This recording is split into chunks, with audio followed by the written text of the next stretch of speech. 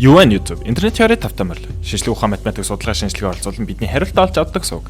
Харин удаа бид нар ярих сэдв бол Poppy Playtime-ийн 4 дахь chapter дээр юу гарах тухай ярилцгаал. Шинээр гарч ирсэн дөрүүд болоод тэдний түүхийг, мөнх chapter дээр тайлбардаагүй хамгийн том нууц болох Kissy Missy руу яг хэн дайрсан бэ?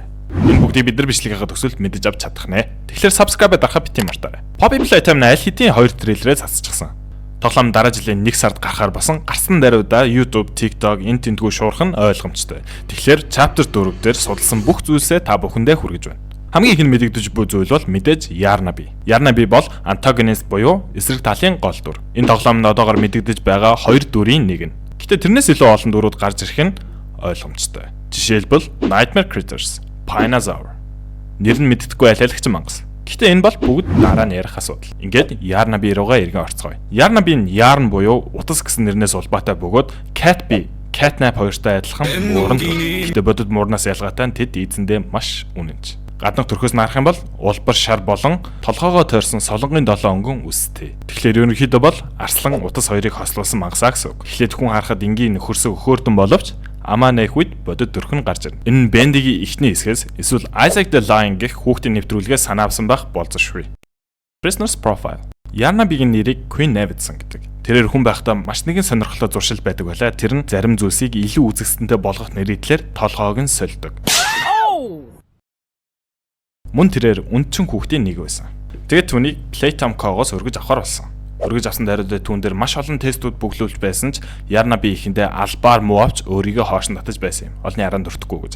Гэвч доктор Harley Sawyer гэх хүний ятгалгаар тэрээр улам илүү хичээх болжээ. Энэ явцдаа тэрээр доктор Harley Sawyer-т улам дасаж баг багаар түүний иргэшээлд нь орж бүр улмаар түүнийг бурхан хэмээн шүтдэг болсон. Тэгээд түүнийг мангас болгож хувирсны дараач тэр эзнийгээ хүлээж үнж байсаар хэдийн нөгөөдөл нь тоодгүй байсан ч гэлээ. Harley Sawyer нь тэрийг анх бие хамгаалагчаар ашиглах гэж байсан боловч Harley Sawyer нь өөрөө учир битүүлэхээр алга болоход бусад шинжлэх ухаанчид нь түүнийг яахаа мэдэхгүй байлгасаар л байлаа. Зарим түүнийг бүтлгүйдэлч гэж нэрлэх болжээ. Учир нь түүнийг бие хамгаалуулахаар бүтээсэн боловч хамгаалуулах гэж байсан зүйл нь өөрөө алга болоод өгсөн. Энэ нь түүнийг ямар ч зориггүй болгосон. Тэгээд төд бодлого The Hour of Joy болж тоглоомнууд нь удирдлагыг гартаа авснаар улмаар тэр ч гэсэн мөн адил сууларна.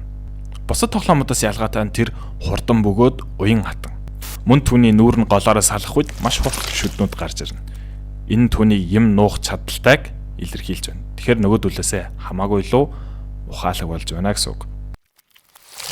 Тэгээ мэдээж уцаар ямар нэгэн зүйл хийдэг нь ойлгомжтой. Тэрээр үгсэн тоглоомнуудын толгоог нь солиод амьлуулчих болох юм. Nightmare Critters. Poppy Playtime Chapter 4-ийн эхний трейлер дээр нь Nightmare Critters-ийн Boba Chops-ыг танилцуулна. Boba бол secondary antagonist буюу эсрэг талын туслах гол дүр. Гадаад төрхөөс нь харах юм бол жижиг биетэй хар өнгөтэй anthropomorphic хураг. Хар өнгө нь түүнийг харанхуйд нуугдаж агаа ихт нь илүү хэлбэр болгож өгнө. Харин anthropomorphic гэдэг нь амьтныг хүний дүрстэй нийлүүлэхийг хэлнэ. Жишээлбэл Zootopia, эсвэл Winnie Pooh ч юм уу.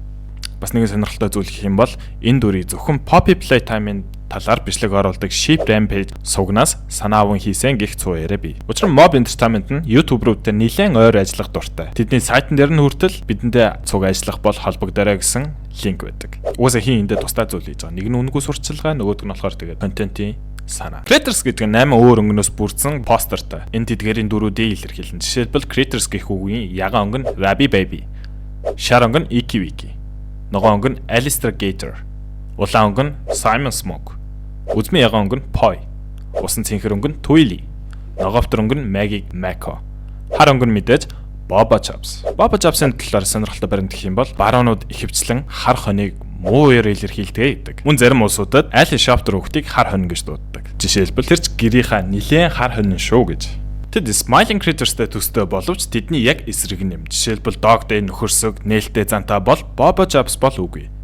Тэрээр маш хаалттай болоод өөрийгөө аль болох бусдаас хол байлгахыг илүүд үздэг. Жишээлбэл энэ трейлерээс харах юм бол тэрээр хоол хүнс ангуучлаагүй. Тэр зүгээр л түүний эзэмшилд орж ирсэн амьтдыг алсан. Нөгөө талаар Smiling Critters-ийн дүрүүд нь нэлээд нөхөрсөг хандлагатай байдаг бол Nightmare Critters бол үгүй. Бүгд ихэвчлэн залах уу эсвэл хувь ачаасан амьтад байдаг. Timeline. Бид нар энэ тоглоомын талаар аль хэдийн 3 теори бичлэг хийжээ. Хийхдээ цаг хугацааныхын талаар нэг их дурдсангүй. Харин одоо дурдцгаая. Хамгийн анх хүүхдүүд тоглоом болж эхлэхэд 1989 он байсан. Тэрний дараачийн ивент болох The Hour of Joy буюу тоглоомод нь бүгдийг гартаа авахд 1995 он байсан. Түүнээс 10 жилийн дараа тоглогч орж ирнэ. Тэгэхээр энэ бүхэн бүгд 2005 онд үргэлжлээд яваад байна гэсэн үг. Тэгвэл нэг юм бодж үзье л да. Catnap болон бусад тоглоомууд яг хэдэн настай байсан юм бэ? Хамгийн анх 1990 онд тоглоом болсон. Тоглоом байхдаа өөргөө завсан хүүхэд байсан гэхээр мэдээж хүүхэд гэдэг тодтолтол бол 16-аас доош насны хүүхдийг хэлнэ. Тэгээд тэрээр 2005 онд үхсэн гэхээр багадаа 21-ээс дээш настай байсан гэсэн үг. Хүүхэд гэж жоохон хэцүү л. Одоо хамгийн оргил сэдв нь. Киси Миси рүү яг хэн дайрсан юм бэ? Мөнх бичлэгэн дээр бид нар Киси рүү яг хэн дайрсныг баттаа мэдэж чадаагүй. Учир нь мэдээлэл хомс байсан учраас. Тэгэхээр одоо бид нарт олон мэдээллүүд гарч ирсэн. Жишээлбэл Yarnaby, Nightmare Creatures, нэр нь мэддэг байлаалагч мангас, Pinosaur, мэдээж Pino гэдэг нь төгөлдөр хуур болон Dinosaur гэдгийг савартай нийлүүлэхээр Pinosaur. За тухайн үед бид нарт хамгийн их сэжиглэгдэж байсан зүйл бол Prototype. Харин маш удаан толгоогоо ашигласны эцэст би бараг л хариултыг олсон. Prototype-ийн ихэвчлэн үхсэн амьтдыг барьж авдаг. Учир нь тэрээр бүрэн гүйцэд боловсроогүй гэсэн үг. Түүний тоглоом болох туршилтанд ямар нэгэн алдаа гарсан байх болцсохгүй. Уусаа нэрийг бодоод үзэх юм бол Prototype гэдэг нь туршилт гэсэн үгнээс гаралтай. Тэгээд тэрээр өөрийн биеэр гарч ирч чадхааргүй болсон. Тэр тоглоомнуудыг татаж авч байхдаа нөгөөдөл нь жаахан эсрэг үзэгдэл юм бол үргэлжлүүлж татаж авч чадахгүй гэсэн үг. За ингээ Kissy рүүгээ эргөө орцгоё. Kissy бол маш гимгүү дүр. Түүний хамааралтай дүрүүд маш цөөхөн. Зөвхөн Poppy болон Huggy. Гэтэ Huggy Wog-ийн аль хэдийнэ үхчихсэн. Эсвэл яг жигнэсээ үгсэн үү? 3 дахь чаптерын төгсөлд Kissy 4 орилж байгаагаар гарна. Мөн энэ орилтын өнгө нь эсэргүүцэж тулалдаж байгаагаар биш, харин тусламж гуйж байгаагаар. Ингээ бодоод үзэх юм бол тэр давталж буй зүйлээ таньдаг байсан гэсэн үг. Тэгээд таньдаг зүйл нь өөрлөнд дайрах мөчөд тэрээр зоцочиж айж балагдсан тэрээр орилно. Гэтэ яг эхний хоёр орилтыг тэрнийх гидэх жоох эргэлзээтэй. Тэрээр өөрөө эсвэл түүнтэй адилхан ямар нэгэн зүйл орилж байна гэсэн үг. Түүнтэй адилхан зүйл бол мэдээж Huggy. Тэгэхээр Huggy дайрсан гэсэн үг. Гэхдээ яаж? Huggy чинь аль хэдийнэ үхчихсэн. Мөн шин трейлер дээр доктор гих дүрийг танилцуулжлаа. Тэр нь бүр биднийг анх хөл тавьсан цагаас л ажиглаж байсан гэж үү? Мөн тэр Yarnaby-тэй ямар нэгэн холбоотой. Учир нь Yarnaby эзнийг хөрөлхийн зантай. Үүнийг нь тэр доктор гих дүр нь Harley Savvy-ыг орлуулна. Эсвэл тэр доктор гих дүр нь Harley Savvy өөрөө. Трейлерыг маш сайн анзаарах юм бол тэрээр эзэндээ алсан олзоо авчирсан байна. Энэ түүнийг үнж гэдгийг батлна. Мөн тэр зурагтны артаас нүдэд час улаан болгож хувиргаж байгаа нь яг л түүнийг ал гэж тушааж байгаа юм шиг. Тэгэхээр ингэ бодоод үзэхээр Yarnaby-г өөрийг нь дайруулсан юм шүү. Эсвэл тэр шин Doyman гэх танилцуулаагүй шин дүр нь яг ч өөрөө бишлээ. Гэхдээ арай өөр хөлбөр. Үхэд сэрсэн хөлбөр. Тэрээ толгоогоо зөхөж доошоо унаж үхэж байхыг бид бүгдээрээ харсан. Доошоо гэдэг нь Yarnaby болон өөр нэгэн дүрийн байгаа газар л. Харин Yarnaby-гийн түүх гэх юм бол үхсэн амьтдын толгоог солилгоо гэсэн байхаа. Тэгээд тэрээр Huggy Wog-гийн үхсэн биеийг буцаж амьлуулна. Эсвэл Yarnaby-гаас өөр ямар нэгэн тоглоом ингээд тэрээр буцаж амьлах үедээ өөрийн бодол санаагүй утсан хүүхэлтэй болсон байх болно. Тэгээ юу болсон бэ гэхээр Huggy Kissy-тэйгээ уулзах мөчөд Kissy-ийн дотны хүнээ хараад гайхна. Тэгээ төд дуудлага нөгөөх нь дайрах мөчөд тэрээр цочиж ан тусламжгүй орилно. Ингээд Huggy Wog-ийн яагаад chapter 3 дээр эргэлт хийснийг бид бүгдээрээ ойлголоо. Chapter 4 дээр нь гарах болохоор багахан хинт өгч байна гэсэн үг. Гэтэ юу гэж энэ бол миний л санаа. Үүний эсхийн дараа жилийн 1 сард л мэднэ.